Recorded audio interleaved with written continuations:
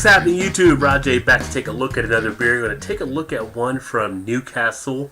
This is actually another collaboration they had completed with Caledonian Brewing. This is the British Pale Ale, and this one comes in at 5.8% ABV.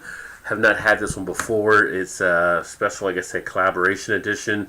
And of course, Newcastle has been around a while, as it says on here, brewing since 1869.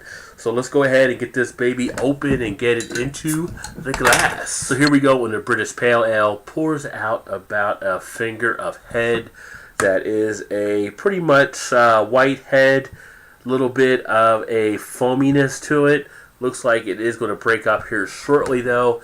As we can see on the appearance, some pretty good clarity. Definitely filtered before it hit the bottle to the light. Actually has a nice amber color, and we do have some nice lively carbonation taking place. As far as the aroma, on the aroma, I do get some of the hops coming off of this one. Now, I don't have the IBU for this beer. If I find out, I'll put that in the description. But it does have a nice kind of piney smell, almost like a minty smell though. Kind of reminded me of like a spearmint type gum. Definitely has that mint element to it, and of course this one is an English Pale Ale as well. But as far as the malts, not getting too much of that out. Definitely more of a hop driven beer. But it smells decent enough. I don't know how much of a fan I am of that minty smell, but let's see how the taste goes. Get the bitterness on the tongue up front. Flavors do open up in the mouth nicely. It gives you a kind of minty flavor, almost like, again, a spearmint type gum, maybe peppermint type gum. Spearmint, peppermint, definitely minty. Slight astringency on the back end. Good duration. Flavors are kicking around a bit. Everything playing to the front of the mouth. This has somewhat of a nice crisp break on the back end. Not too watery at all.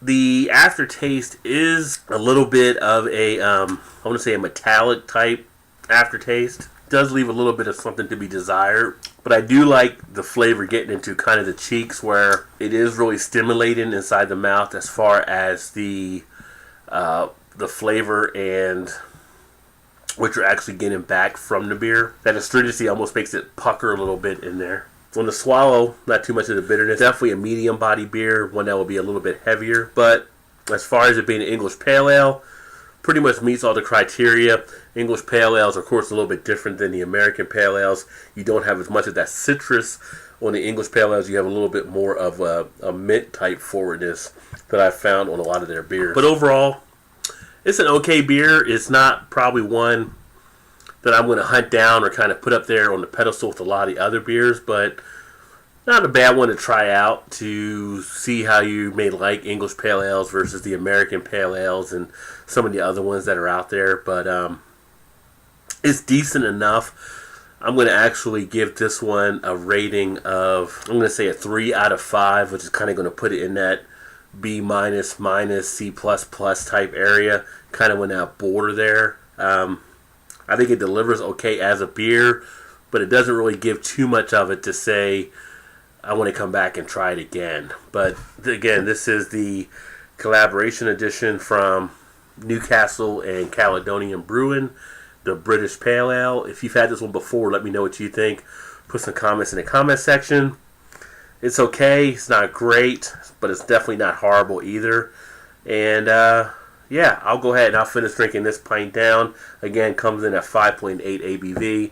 If I see anything else for information, I'll definitely put that down in the description as well.